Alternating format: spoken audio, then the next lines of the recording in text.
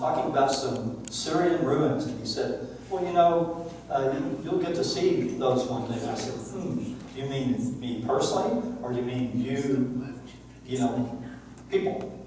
And he said, no, you personally. He said, there's a Syrian, you know, listening to us right now. And after I picked up my jaw off the floor, because I thought I was having this personal conversation with my own guardian angel, and it turns out I'm on a party line. Yeah.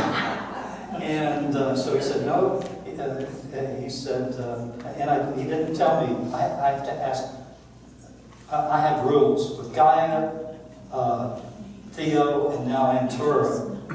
And for that matter, I talk to the sun too, and the moon, whoever, and an Indian shaman that used to live in the 1600s, who's actually a member of my soul cluster too. Well, it turns out Antura is a member of my soul cluster, and he's had 800 lives on Earth, mostly as an explorer. So as an example, one of the lives he had was as Marco Polo's uncle.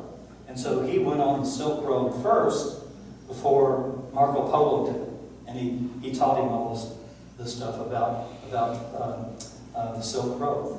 So he's an explorer where my soul interests are religions. His soul interest, our soul gave to him to be an explorer.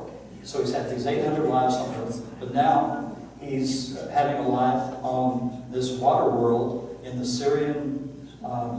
Sirius B star system. And he's actually an amphibian. So that was really strange, because I thought, you know, talking to him, oh, well, if I'm going to get to meet him one day, he's going to look just like us. And so again, I have this thing where I have to ask specific questions. So I started asking him questions. His parents at finally said, "Ooh, you're really different, aren't you?" You know. So he's an amphibian, and he looks a little bit like if anyone has ever seen the Hellboy movies. There's a character in the Hellboy movies by the name of Abe Sapien. He looks a little bit like Abe Sapien. So he's an amphibian. And he's part of this first contact team. That's why I named the book that way. And they go out to emerging planets and they introduce themselves. So like one of the chapters talks about a trip that they took to this desert planet, and they contacted these little guys. I'm trying to remember what they're like. Sorry, I can't remember the name of them. But they're intelligent, and they're one day in several thousand years are going to build up to the time where they'll come back and loan spaceships or whatever, take them to different places. So that's one of the things. Another trip he took was actually to another universe. So there are actually 3 universes, he tells me, that are adjacent to ours. But only one we can see in our night sky, and we think it's part of our universe. Okay? But they took a trip to this other universe. He said, Tom, he said, I realize you don't have anything to compare it with because you as a race of people have not gone out to the stars yet. But he said, that universe is really different. That's all he could describe it as. Whatever that means, they're really different. So he's going to be coming very, very soon to, and I call it a mile-wide mothership, but just, I think in this last newsletter I asked him, I said, I've been saying mile-wide. Is it really larger than that? Because you've got a crew of 900 that are on this ship. And from little tiny beings, like little bird beings, to insect beings, to humanoids, and you name it, plant beings. And he said, no, Tom, he said, it's actually, more than twice that size and larger than that. But he said, we don't want to scare you. So it's a huge mothership, and it contains scout ships. It contains what they call the buses. You know, if they want to have a conference with someone down on the ground where on planet where they don't mind them bringing a larger spaceship that holds 40 or 50, they'll bring the bus down. But otherwise, they'll do it in small ships that only hold 8 people or so.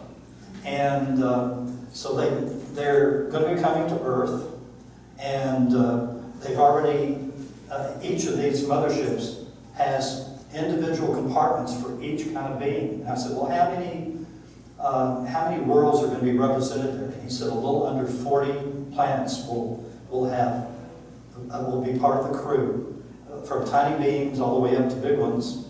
And so they have compartments that they just set in that has the right atmosphere and everything for that being to live and sleep and whatever they want to do at night. And so they're coming, and we will. I'm supposed to get to meet him maybe by 2018. He told me just before I signed off on the book that my family and I are supposed to shoot the first full-length documentary on board the mothership. So we'll see whether it happens or not. I'm not holding my breath till then. If it happens, it happens. I hope that with our contacts with ETs, one of my in my ET book, First Contact, I was told that gosh, the Russians were going to be the first to disclose, but it's going to happen in 2013. Well, anything that happens with humans, you can count its probabilities, okay? And so it didn't happen, and so I started asking about probabilities. What's the probability of the Russians disclosing in the next 6 months?